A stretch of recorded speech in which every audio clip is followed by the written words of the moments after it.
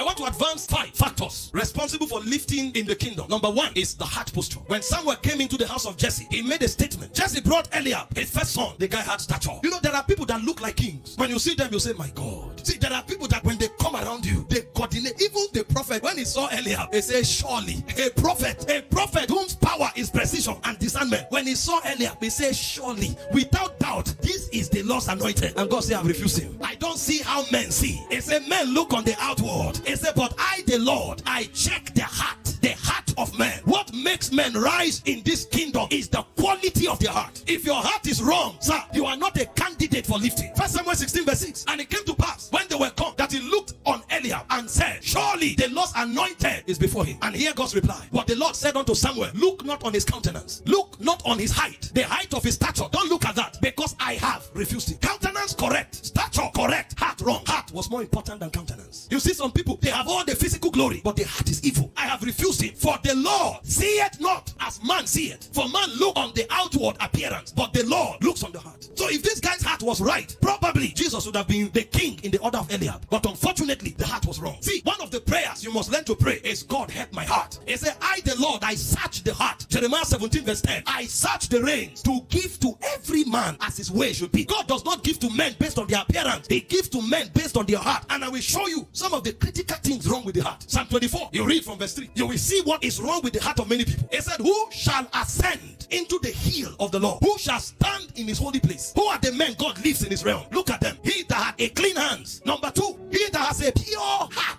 When you find a man that his intention is always right, that's a man that will be lifted. Number 3, he said, they have not lifted up their souls in vanity, pride. There's nothing wrong in being the head. But when you think you are the only head, and when you think your own head is better than every other head, you have a problem. And he said, number 4, they have not sworn deceitfully. Treacherous people. So when you find people who compromise, you find people who don't have pure intentions, you find people who are proud, and you find people who are deceptive, they can never rise. So the first quality God considers to lift men is the heart. Number 2, virtues. There are certain character dispositions that if you don't have for your own good, God will lift you. Why the heart is a factor that is in God's realm, virtue is a factor in your realm. If you don't have certain virtues for your own good, God will lift you. You know what Paul told Timothy? He said, exhort not a novice. He said, else when he's lifted up, he will fall into the condemnation of the devil. That means he doesn't have the character to manage the realities at the top. So when God wants to lift men, he carries them through process. This is why we talk of process, because anything can take you up, but it will take character to remain up. And it's harder to stay up than to go up. So what God does is that he fortifies you with character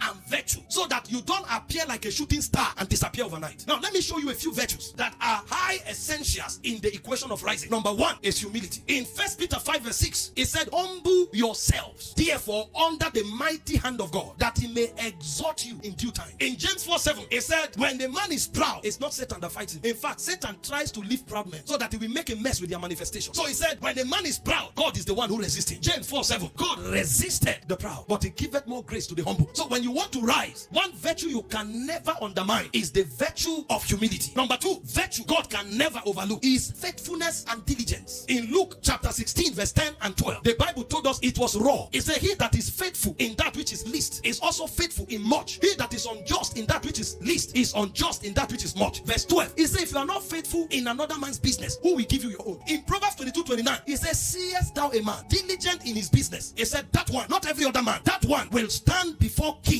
and not before men. Number 3 virtue that is never going to be compromised in the equation of lifting is obedience. There are people, the moment it becomes an instruction, it becomes difficult. That's something they would have done 10 times, but the moment you say do it, there is a problem. Isaiah 1:19, if you are willing and obedient, it says you will eat the good of the land. Number 4, righteous living. Those who take matters of righteousness carelessly, they never rise in this kingdom, because everybody that rises is God's ambassador. Everybody that is lifted is God's representative, and God will not raise somebody who will misrepresent him. So if you want God to lift you, you must build righteousness into your life. Proverbs 14:34, it says righteousness does not only exalt individuals, it exalts nations. So a whole nation can be lifted because of righteousness. Number 5 is love. John 21 verse 15 to 17, Jesus was about to make Peter the leader of the church, and this was the question Jesus asked him. Simon, son of Jonas, lovest thou me more than these? And he said, Lord, you know. God asked him again, Simon, son of Jonah, lovest thou me more than these? Lord, you know I do. 2 times, keep my lamb. The 3rd time, Simon, son of Jonah. If it's not important, why would Jesus at one spot ask him 3 times? When he answered the 3rd time, Jesus said, keep my sheep.